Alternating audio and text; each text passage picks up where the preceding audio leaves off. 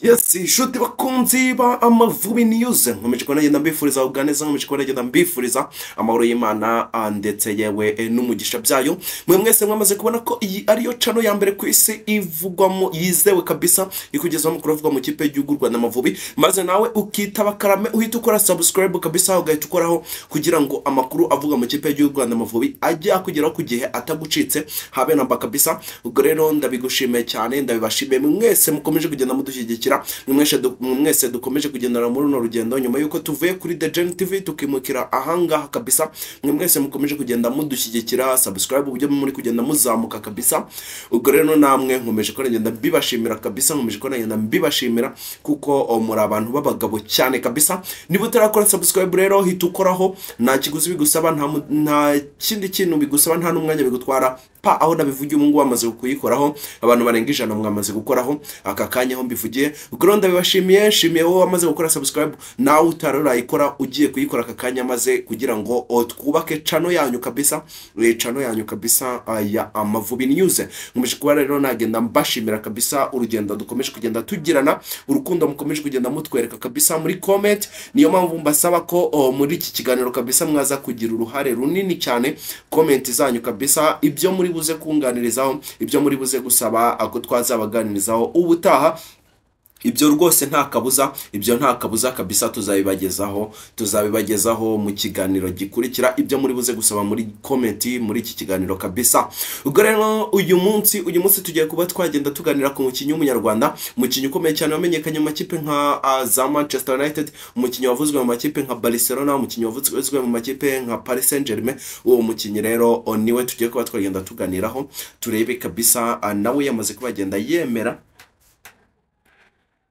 Yes, yamaze kuba yagenda yemera rero nawe kuba yaza gukinira ikipe y'Igihugu Rwanda Amavubi. Ubwo rero tugiye kuba twagenda turebera hamwe ese uyu mukinyi niki azafasha u Rwanda, ese uyu mukinyi koko bigeze hehe ibye mu Mavubi. Uyu mukinyi rero niwe tugiye kuba twagenda twinjiramo, yitwa nde? Bamwita Noam Fritz Emelane, yitwa Noam Fritz Emelane. Ni umukinyi w'umupira w'amaguru w'umunyarwanda ariko nanone w'umufaransa kabisa, ukina ku mwanya w'imoso asatira abo bita left winger. Uyu mukinyi rero mu kipe ye ya ubungu akaba ari gukina ikipe ya FC Groningen yara mu gihugu cy'Ubuholandi mu cyiciro cya mbere. Uyu mukinyi yavutse tariki ya 24 Nzeri 2002, avukira aho bita Palermo mu Bufaransa kabisa, Palais Le Monial niho yaje kubagenda avukira kabisa mu gihugu cy'Ubufaransa. Afite rero uburebure bwa metero 1 na santimetero 70 kabisa, kandi apima ibiro 67 kabisa. Ni umusore ushyitse umeze neza cyane. Uyu musore rero akaba afite papa we w'umunyarwanda ariko nanone w'umufaransa, kuko papa we yitwa Fritz Emelane. Uyu mugabo rero Fritz Nkusi Emelane akaba ari umwe mu bakinyi bakiniye Amavubi, ni umwe mu bakinyi bakiniye Amavubi kabisa. Ajya Amavubi yarakomeye, yagiye muri kane 2004. Uyu mugabo Fritz Emelane yararimo ariko yarahawe ubwene gihugu bitewe nuko yari yarashatse umugore w'umunyarwanda ari we mama wa Noam Emelane. Urumva ko uyu muryango nyine no umuryango w'abakinyi, urumva niba papa yarakiriye Amavubi, ibyo byose turuze ko twagenda tubyinjiramo. Ese ni iki cyanatumye bitinda mu mateka y'umwuga we rero? Uyu musore mu makipe y'abakiri bato cyangwa se ama academy, Emelane yatangiye gukina umupira w'amaguru mu kipe ya FC Bruxelles kabisa mu gihugu cy'Ububiligi, mbere yo kwinjira mu ishuri ry'umupira w'amaguru ujya Etente SSG muri 2011 kabisa. Nyuma yaho rero yagiye mu ishuri ry'umupira w'amaguru urya Amiens mu mwaka wa 2017 kabisa, niho yarari. Uyu musore ni naho yagaragarije impano idasanzwe kabisa.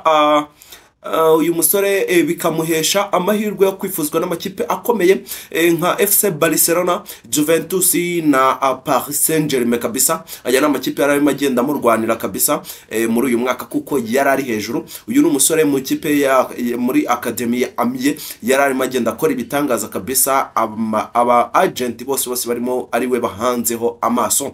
Uyu musore rero mu kipe ya Manchester United, uyu musore mu kwezi kwa Gashyantare 2019 cyenda uyu musore Emerani yasinye amasezerano mu kipe ya Manchester United nyuma yuko yari arimo agenda yifuzwa n'aya makipe yandi menshi, ariko iki gihe mbibutse ko ikipe ya Manchester United yari iri hejuru. Ubwo rero uyu musore nibwo kandi we yanarebaga ku gihe cye kirekire, kuko yararebaga akabona kuba yajya muri aya makipe yandi ashobora kutazabona umwanya, nuko ahitamo gusinyira ikipe ya Manchester United. Aho rero yakomeje gukina mu makipe y'abato, yinjiye mu kipe ya Manchester United ariko agomeye akina ikipe y'abato. Mu kwezi k'Ugushyingo 2019 yasinye amasezerano ye ya mbere nk'umukinnyi wabigize umwuga muri iyi kipe n'ubundi ya Manchester United. Mu kwezi rero kwa Nyakanga kabisa, mu kwezi kwa Nyakanga 2023 Emerani yatsinze igitego mu mukino wa gicuti batsinzemo Leeds United ibitego 2-0 muri Norvege kabisa. Uyu musore rero ku itariki ya 24 Kanama 2023 Emerani yaje kuba yasohoka mu kipe ya Manchester United kuko yabonaga adakora bihagije. Aravuga ati reka manze ngiye guca ahantu nkora cyane nongere nsubire ku ruhando, maze ya makipe akomeye yangwaniraga yongere ubundi kariyeri yanjye nyiriranse neza cyane kabisa. Uyu musore rero yasinye amasezerano y'imyaka 4 mu kipe ya FC Groningen yo mu gihugu cy'Ubuholandi. Uyu musore rero ari naho yatangiriye muri iyi kipe mu cyiciro cya kabiri kabisa, kuko yari mu cyiciro cya kabiri hari abita Eredivisie kabisa. Aho rero yagize uruhare mu kuzamura ikipe mu cyiciro cya mbere. Uyu musore rero uyu musore kabisa ku itariki ya 14 Nzeri 2024 uyu musore Emerani yakinnye umukino we wa mbere muri Eredivisie cyangwa se mu cyiciro cya mbere ara kabisa mu gihugu cy'Ubuholandi kabisa. Uyu musore rero ubwo bakinaga kabisa na Feyenoord nibwo niwo mukino yarakinyara mu cyiciro cya mbere kabisa mu gihugu cy'Ubuholandi. Uyu musore rero mu mikino mpuzamahanga yagiye akina, uyu musore Emerani yakiniye ikipe y'igihugu y'Ubufaransa batenga imyaka 16, aho yakinnye imikino 2 mu mwaka wa 2017 ubwo yari aryoshye nyine nabibabwiye akiri mu kipe ya Amiens aryoshye cyane. Amakipe yose mu Rwanda akomeye za Juventus, ikipe ya Barcelona, ikipe ndetse ya Manchester United ari nayo yaje kubagenda yamwegukana. Amakipe nka Paris Saint-Germain birumvikana yamaze kumubenguka. Uyu musore rero afite uburenganzira bwo gukina ikipe y'igihugu y'u Rwanda kubera ko inkomoko ya nyina we ni n'u Rwanda, yewe na papa we yakiniye u Rwanda. Ibyo byose rero bimuhesha amahirwe yo gukina u Rwanda, cyane ko ntabwo nubwo yakiniye Abafaransa batenga imyaka 16 ntabwo arakinira abari Abafaransa senior team, ntabwo arayikinira kabisa, ntabwo arakina senior team y'Abafaransa kabisa cyangwa se ikipe nkuru y'Abafaransa. Kandi nabwo nawe yaba yarayikiniye bisaba ko agomba kuba afite imyaka 3 nibuze, aba agomba kuba nibuze akiniye imikino 3 nibwo ahita ahabaga nyine uburenganzira, nibwo biba bivuze ko ubwo ari umukinnyi w'icyo gihugu burundu. Uyu musore Emerani rero yavukiye nkuko nabivuze i Paris-le-Monial hari mu gihugu cy'Ubufaransa. Nyina ni umunyarwandakazi naho se witwa Frit Emerani ni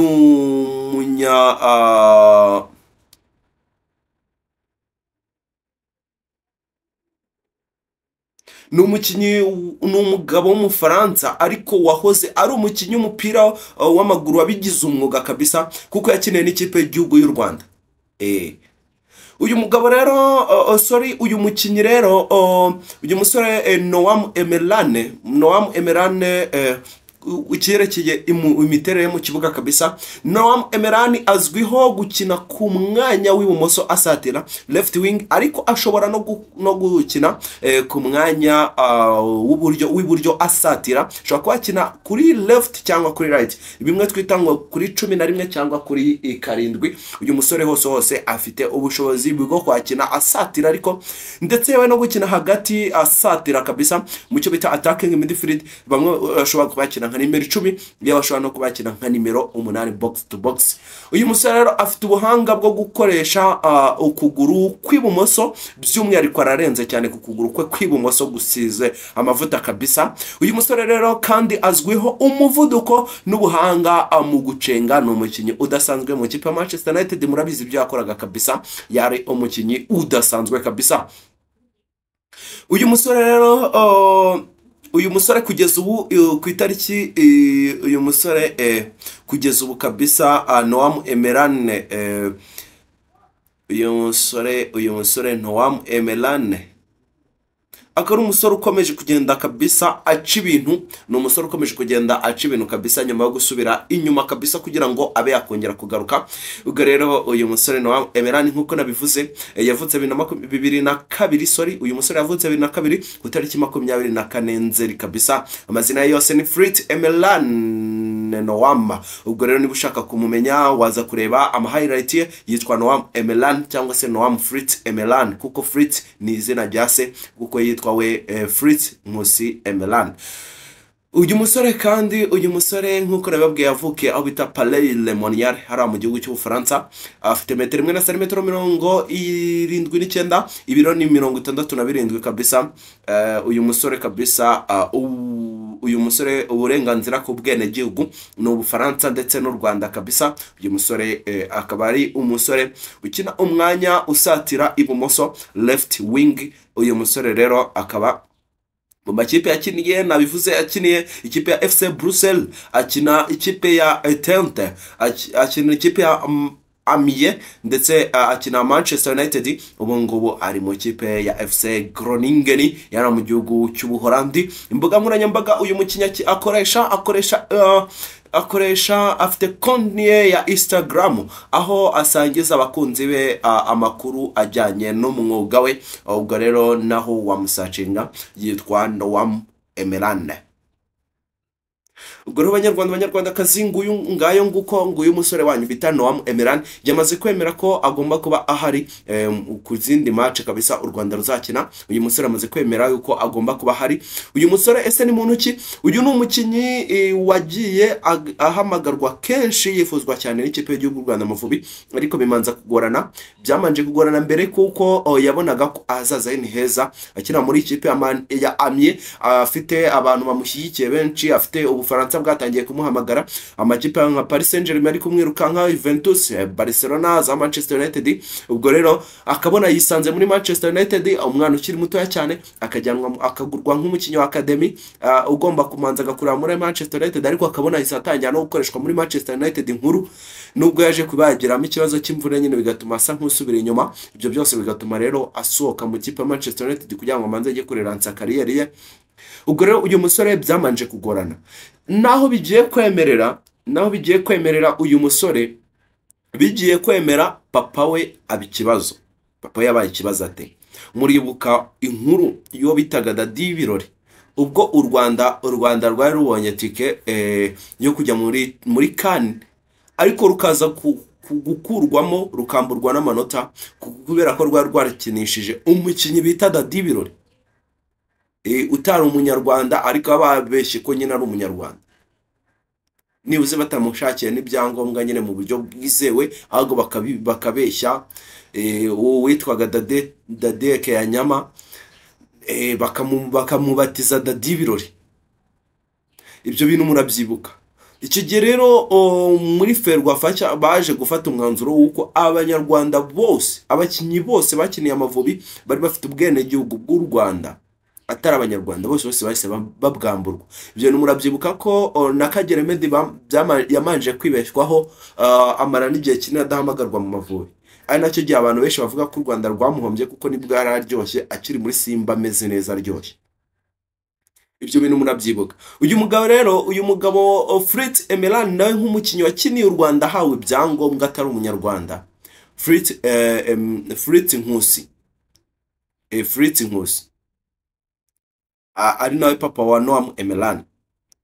Uyu mugabo rero yaje kuba yakwitambika kabisa, aravuga ati ibi bintu ntabwo bibaho, umwana wanjye ntabwo natuma ajya gukinira abantu nawe bazamwambure ubwene gihugu yarabatanzeho imbaraga ze zose, baramukoresheje uko babyumva, ariko nawe bakamwambura ubwene gihugu nk'uko babingenje.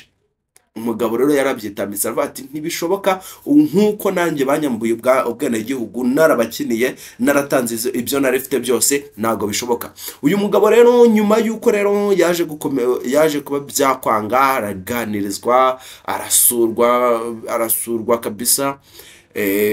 agerwaho biragorana, gusa bamusezeranya ko bitazongera, ko umwana we atazigera yongera kwamburwa, we atazamburwa ubwenegihugu. Ubwo rero uyu musore Noam Emelan ubu ngubu aho tubigeze, papa we yamaze kuba yamwemerera, mama we yabihesheje umugisha kuko mama we ubu ngubu we ari mu Rwanda, mama we aba mu Rwanda ubu ngubu niho ari, yagarutse mu Rwanda mama we. Ubwo rero Noam Emelan n'ubundi asanzwe aza gusura u Rwanda, asanzwe aza gusura mama we. Ubwo rero Noam Emelan yamaze kuba yagenda yemera kabisa, yamaze kuba yagenda yemera ko agomba kuba yaza gukinira ikipe y'igihugu y'u Rwanda. Ibi ngibi byo rwose Noam Emelan yamaze kuba yakwemera gukina ikipe y'igihugu y'u Rwanda Amavubi. Ubwo rero ni ugutegereza kabisa, ni ukumutegereza mu minsi iri imbere, ni ukumutegereza mu minsi iri imbere kabisa, ubundi agatangira kuba yaza muri ya mikino u Rwanda rufite mu mezi ari imbere. Uyu musore Noam Emelan ari buze kuba hari. Ubwo rero banyarwandakazi n'utarakora subscribe itukoraho, ubundi dukomeze tubane kabisa. Imana ikomeze guha umugisha bamaze gukora subscribe, nawe utarura ikora usuyica no bwa mbere ukaba ugiye guhita ukoraho. Ibyo byose ndabibashimiye kandi Imana ibone ko mbibashimiye kabisa. Ndabakunda cyane kandi mbahuza ku mutima. Tuze kubana no mu bindi biganiro biri imbere. Ndabakunda cyane. Ciao ciao.